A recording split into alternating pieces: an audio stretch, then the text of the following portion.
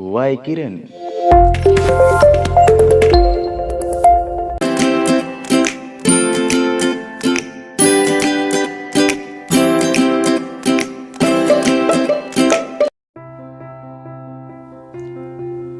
মৰমৰ ছাত্ৰ-ছাত্ৰীসকল, তোমালোকে কেতিয়াবা ঘৰত অকলশৰীয়াকৈ থাকি পাইছানে?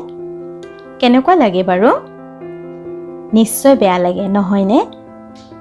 কিন্তু ঘৰত মা-দেউতা, বাই-ভনী আদিৰে ঘৰখন পূৰ্ণ হৈ থাকিলে আমাৰ বৰ আনন্দ লাগে। মা-দেউতা, বাই-ভনী, দাদা, ভাইটি সকলো মিলিয়েই হৈছে পৰিয়াল। আমি প্ৰত্যেকেই নিজৰ নিজৰ পৰিয়ালৰ পৰাই জীৱনটো আৰম্ভ কৰোঁ। এনেদৰে বহুতো পৰিয়াল লগ লাগি সমাজৰ সৃষ্টি হয়। সেয়ে পৰিয়াল হ'ল সমাজৰ ক্ষুদ্ৰ বা প্ৰাথমিক গোট।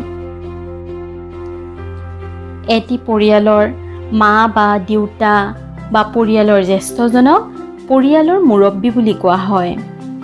এটি পৰিয়াল শৃংখলাবদ্ধভাৱে চলিবৰ বাবে প্ৰত্যেকৰে নিজা নিজা কিছুমান নীতি নিয়ম থাকে।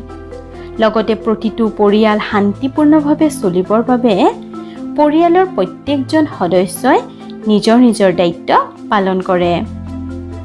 পৰিয়ালৰ জ্যেষ্ঠজনে পৰিয়ালটো পৰিচালনা কৰে, ল'ৰা-ছোৱালীৰ যত্ন লয়। ল'ৰা-ছোৱালীয়ে মাক-দেউতাক আৰু পৰিয়ালৰ আন জ্যেষ্ঠজনক সন্মান কৰে আৰু তেওঁলোকৰ কিছুমান সৰু সুৰা কামতো সহায় কৰে।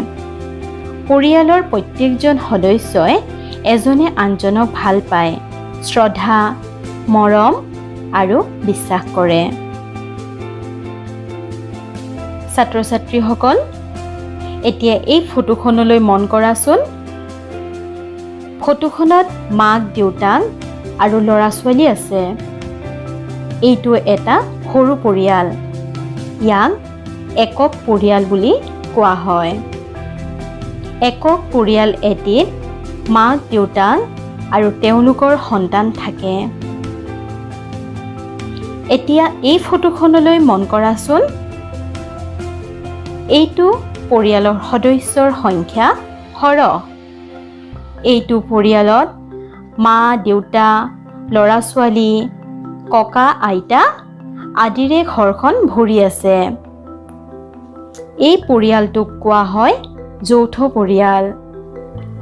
যি পৰিয়ালত মাক, দেউতাক আৰু সন্তানৰ উপৰিও অন্য সদস্যও থাকে, তেনে পৰিয়ালক যৌথ পৰিয়াল বুলি কোৱা হয়। ছাত্ৰ-ছাত্ৰীসকল, এতিয়া তোমালোকে ভাবাচোন, সৰহ সদস্য থাকিলেই পৰিয়াল একোটিক যৌথ পৰিয়াল বুলিব পাৰিনে? সৰহ সদস্য থাকিলে একোটি পৰিয়ালক যৌথ পৰিয়াল বুলিব নোৱাৰি, যদিহে তাত মাক, দেউতাক আৰু সন্তানৰ উপৰিও বেলেগ আত্মীয় লোক নাথাকে।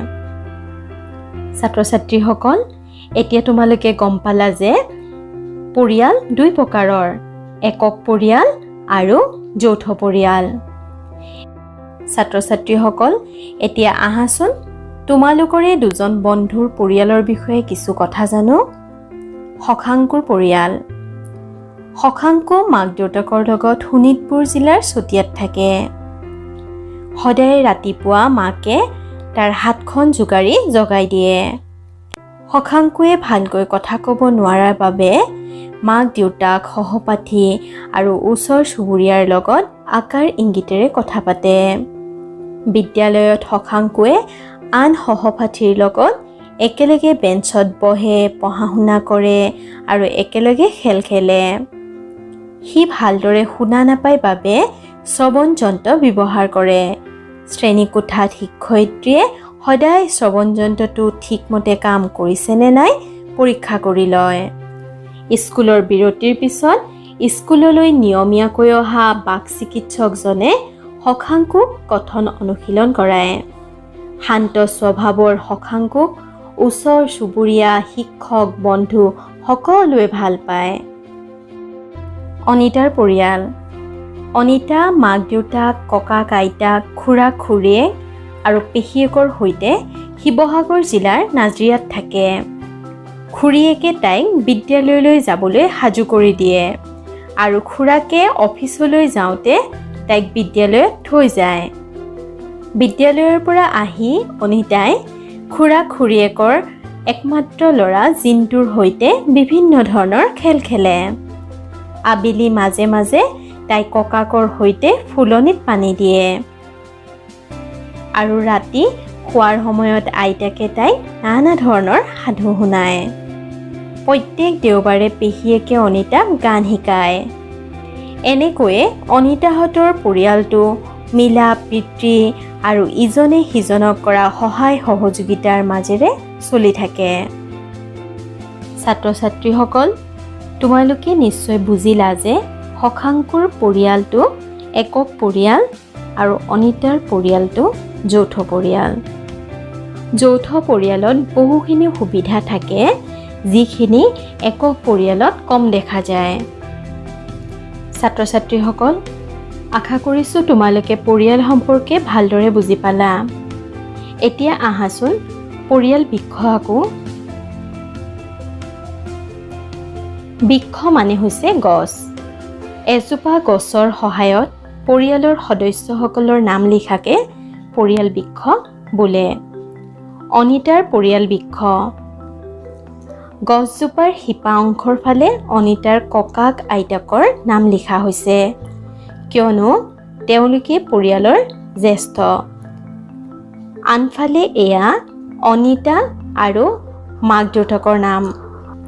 আনফালে খুৰা-খুৰী আৰু জিন্তুৰ নাম। মাজত পেহীয়েকৰ নাম। এয়াই হৈছে অনিতাৰ পৰিয়ালৰ সদস্যসকলৰ পৰিয়াল বৃক্ষ।